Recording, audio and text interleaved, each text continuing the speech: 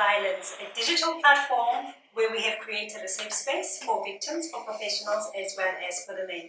I'm your host, Helen Zondo, and your Mrs. Universe South Africa for 2020-2021, and I'm so excited to be introducing you guys to my very first guest. She is a friend, she's a sister, she is a businesswoman, and she is a mother, and she's also a survivor of abuse, and I have the honor of bringing her to this platform for the very first time so that we can decode and break down, the myths as well as the misconceptions on gender-based violence. And she's also a reality TV star, and her name is Helen Zondo. Welcome. Thank you so much for coming through. Thank you for your time. I'm so excited to be sitting down and chatting to you today. Thank you, Benedict. I feel very privileged to be sitting in this chair with you today to share this very, sometimes very emotional, but very necessary journey. And I'm glad you said very necessary, because I think the one thing as victims, and I'm sure you can attest to this, that we go through is there's a lot of shame, that goes with being a victim. There's a lot of stigma. And so what we tend to do is we tend to hide, behind closed doors, and we don't want to talk about it. Yet it's so necessary for us to break the silence on this issue, especially living in a country like South Africa, where we have the highest rate of gender-based violence in the world. So just to give, the viewers at home a little bit about who you are, where you come from, and how you found yourself in that situation. Maybe you can talk us through that, just in short of, I know you do so much more than being the things that I mentioned. So yeah, just a little bit more about yourself and where it started, and how you actually managed to get out of it. Well, it's been a long while. It's been over 2 decades now. I have a daughter with the person that caused me to be in this situation today. And it happened when she was still a baby. So it's been over 2 decades, like I said. And we tend to look at ourselves as victims. And yes, you must start somewhere. I have been a victim. Yeah. I'm now a survivor. And survivor because I've taken the steps to healing. And part of that healing comes from talking to people. But as you mentioned, it's embarrassing, it's hurtful, it's stigmatized to be a return soldier. So, when you say victim always will be, but I think one has to rise above that and be that survivor, so that one can actually start talking about the stuff that happened, and start talking to other people. Because I think there are a lot of us that sit with the pain, sit with the hurt, and turns into bitterness, and yet it's so unnecessary. Yeah, I think you're right in saying that. I feel like society has made it impossible for us to actually tell our stories the way that we want to tell our stories, and to tell them in a way that we don't feel judged. Because I know with me, just like you, it took me over 20 years to actually find the courage, to say, I do not want to carry the stigma anymore. I do not want to carry the burden of being a victim anymore. And I got to a point where I was tired. I got tired of having to protect him. Because that's another thing that we don't realize, is that when we keep quiet, we're essentially protecting the perpetrators. And, while they move on with their lives, we're walking around carrying the shame with us. And so, moving on, if I can just add, moving on, possibly still abusing or violating other people. Yes, so definitely. Silence does hide the violence. It does hide the violence, hence the platform.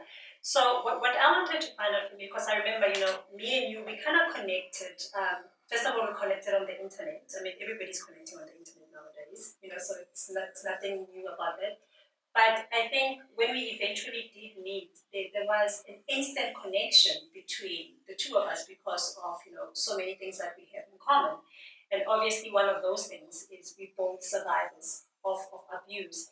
And I remember the one thing that I wanted to ask you, and I wanted to ask you because I feel like you can relate to that, especially because you also have a child, just like I do, with my ex, is at what point did you decide that it was time to tell your daughter what had happened between you and her father? And didn't you feel some sort of way in terms of how she was going to look at him?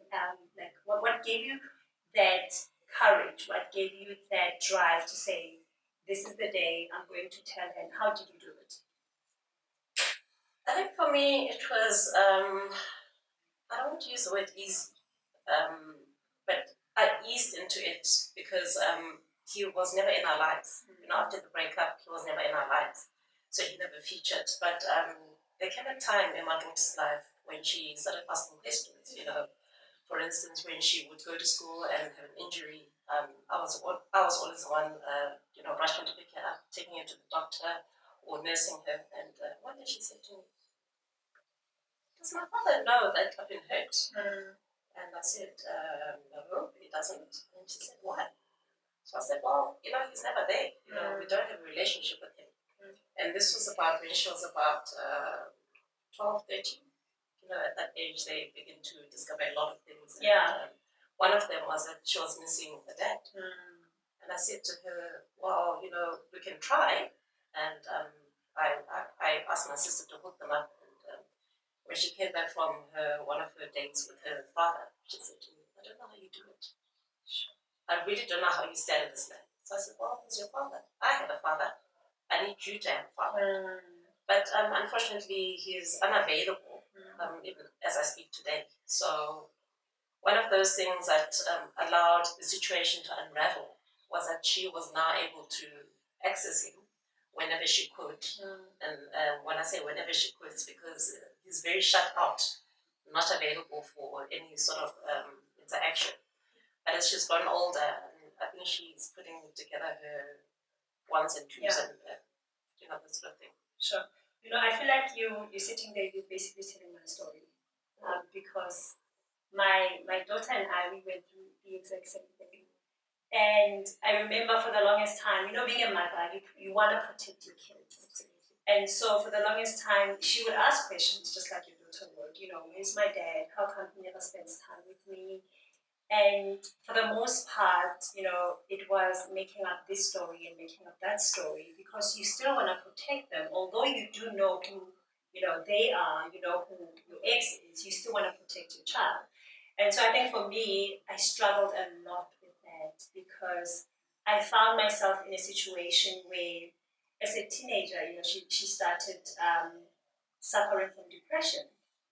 And so I couldn't tell her, you know, the full story of what had happened because I felt like that would just add onto the issues that she had. So for me, it took me much longer than it did with you, you know, for me to actually sit her down and tell her what had happened because I just felt like I would add on to the non-existing relationship that they already had. And I think until today, I still struggle with that because it doesn't make sense to me that, you know, you make a child and then you disappear. And so I applaud your courage, first of all, and, you know, you being honest with your child because I think it's very important as well. And I know that there's a lot of women out there who have kids with their abusers, whether they're still in the relationship or not, but they are struggling to be honest with their kids. I think at some point in time, your conscience starts telling. Yeah. And you're pushed into a corner where you have to actually say, okay, I'm done protecting him. Yeah. Although you don't want to demonize the man, protect the relationship, the possible potential relationship that he might have at a later date with his own child. But at the same time, you know, lay the facts bare and say, this is what it is. And then let the child decide whether, you know, they want to entertain that person and be as supportive as you can. Talking about that, so when you sat her down to tell her what had happened, I mean, did you tell her the actual details of, you know, how things unfolded? Or was it just a matter of, you know, your father was abusive towards me and you left it at that? And what was her reaction? I think there was a little bit of detail. This thing happened when she was just a couple of years old, so she wouldn't have remembered. I did ask her, do you remember what happened? And she said no, so that was for me an easier platform. She had already set it up for me to say, okay, this is what happened. So there was a little bit of detail, and I think the rest of the details followed as she grew up and then she would observe what was happening or would not happen for that matter. So for me, it was a lot easier for her to discover because she now interacted with this man who doesn't want to be found, doesn't want to be a role player in her life. Yeah, so I want to chat a little bit more about the actual abuse and how it happened, how you guys met, and what was the last straw for you? Because, like for me, for instance, the red signs were there, the red flags were there from the beginning. But being a woman, I ignored them. I made excuses for his behavior. And the last straw for me was eventually when he decided to get a gun. And I knew that he was not getting that gun for our security. I knew that he was getting that gun to intimidate me. And so I want to know a little bit more about your story.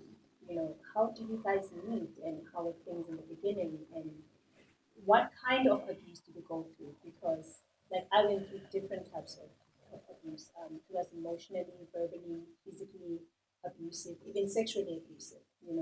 And so tell us a little bit more about that. Well, I met my ex whilst we were taking our little brothers to school. So our little brothers school together. And it was one of the most exciting things that happened to me. He would follow me, in his car. I'll drop my brother first and then he made sure that we kind of coincide. So after a couple of weeks, I noticed this guy was following me. And the next thing was a bunch of flowers at the office. And I thought, oh, nice and sexy, I could do this. Romantic. So as I was saying, my blissful 10 years actually turned into a nightmare, I think, the day I married this man. We had quite a tumultuous 1.5 years, after marriage. The signs were always there, except that when you're in love, you don't see the wrong in the other person. I think there's a Sotho saying that says, "Bilo ija sirat." I hope I'm saying that right for those who know the language, but I just normally hear it said in passing. So for me, it was all of that. I couldn't believe that my knight in shining armor was turning into a semi-monster. It would be passing by me and bumping me and shouting from the other room across the way. And all of these things were unnatural of him. Yeah. But I'm thinking, oh, okay, maybe it's because now we settled. We each other's persons. Space, yeah. In the meantime, the violence was starting. So it was emotional. It was a little bit of physical, but not to hurt, but just to say, you know what, I'm losing respect for you. Yeah. So that losing respect comes in so many forms that because I love you so much, it doesn't matter, you bump me by accident. Yeah. In the meantime, always making excuses. Exactly, we're always making excuses for them. In the meantime, I had this 1.5-year-old child. And incidentally, while we dated, we were in different countries. So I used to fly from here to where he was, and for the weekend, and almost every weekend I was there. I did that for close to 10 years. Sure. That's what love does to you. Yeah, you do anything and everything, right? This is it. So when I decided that he changed enough for me to stop tolerating it, I started visiting his aunt just to tell her that there's a trouble in paradise. Yeah. Because he had his mother on his side. She was so into this relationship that she was the third wheel, and I didn't really put my foot down enough.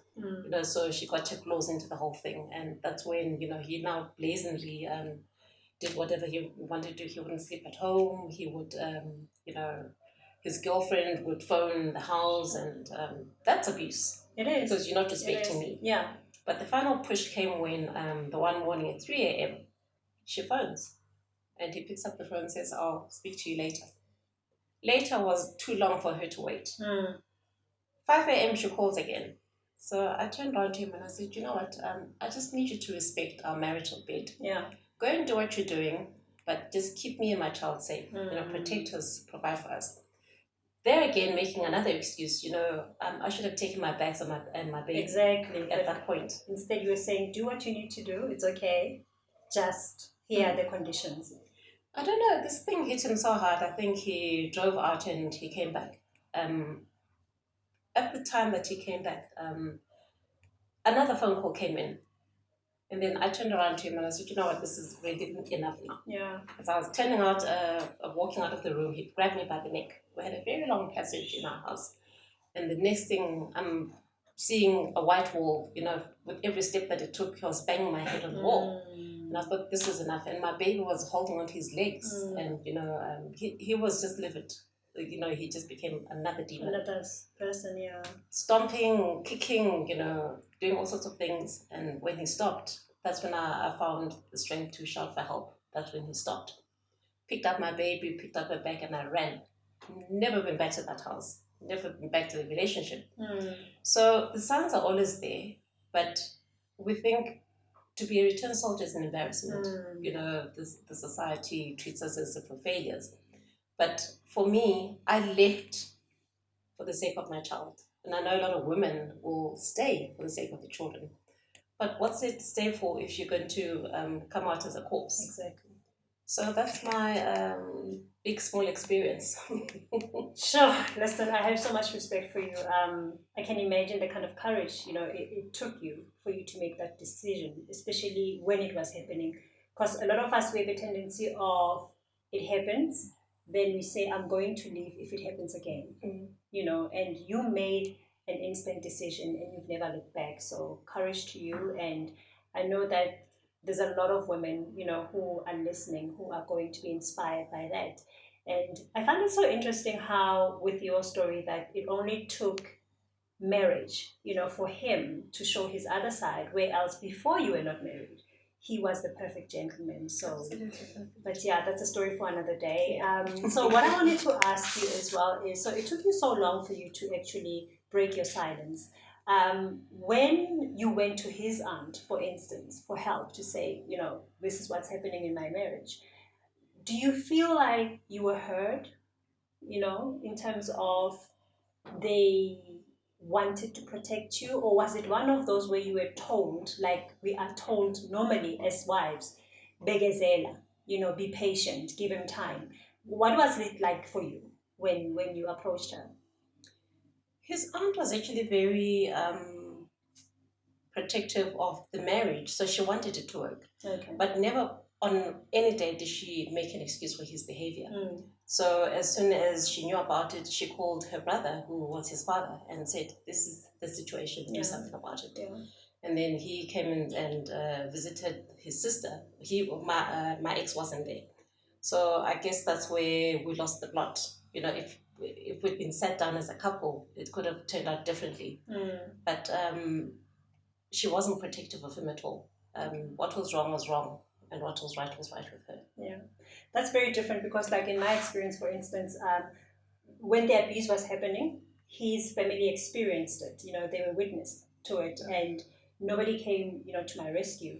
This one particular incident where they were literally next door to his apartment, and they heard my cries. They heard me screaming, but nobody came to rescue me. So it's very interesting that at least there was somebody there that, you know, knew what was happening and that was willing to protect you.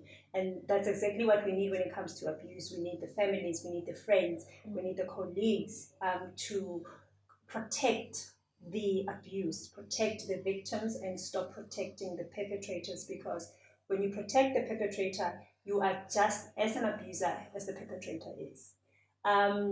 In closing, I just want to find out from you, or let me put it this way, if somebody's out there listening that went through what you went through and they don't have the courage to move on, they don't know how to get out of the relationship, what would you tell them right now? What's the one thing that you would want them to know?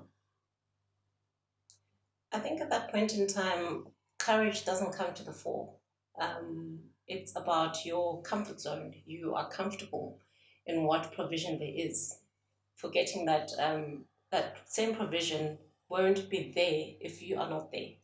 So I think reaching out to mostly friends and people that know this person is better than reaching out to family, because family will tell you, as I was told, that I've turned him into a demon. You know, all they knew was this gentlemanly person. that presented himself to the family. But what I experienced was different. So it's a little difficult, especially if you depend on him financially. I would say that if you have the luxury of a strategy, an exit strategy, execute your exit strategy. If you don't have the luxury, run all the same. I mean, there's a lot of help out there. There's shelters that can take women with children, even just women on their own. A lot of organizations have come to the fore.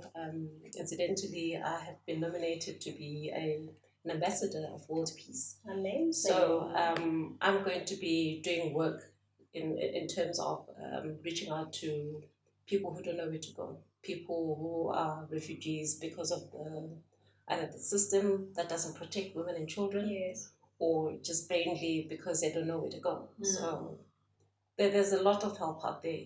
We just need to start speaking, because silence hides violence. Thank you so much for that, and thank you so much for being here, Helen. It has been amazing hearing your story, hearing about how courageous you were and you still are, and just being able to pick up the pieces, because it's easier to stay and avoid the shame that comes with abuse, rather than moving away from those situations. So I applaud you on that, and I really hope that we have been able to inspire and give courage to anybody out there that may be in that situation. Just know that it's not your fault, number one, and know that we believe you. And that's what this platform is about. It's to create a safe haven, a safe space where you are able to tell your story, and you're able to do so without any judgment. And we're here to listen with more empathy and to give you the support that you need. So thank you for being here today. I appreciate your presence, and I wish you everything of the best for the future. And I can't wait to see what happens in the future for you, because I know there's so many plans. I know that you love gardening, right? And you have plans of farming, agricultural farming. On that front, my vision is to have I don't want to call it a safe haven, although it will be ultimately. But just for that woman who's afraid of what will I eat tomorrow? What will I feed the children? I'd like to be able to train people to be self-sufficient through agriculture. So that's what it is. It might go into something else, but at the moment, baby steps. Let's take it one day. We start somewhere, eh? We have to start somewhere. And thank you for having me and allowing my voice to be heard. Thank you. And thank you everybody for watching. And please join us again next week, same time, Thursday, on all of my social media platforms. That is Silence Hides Violence. And we'll see you next week.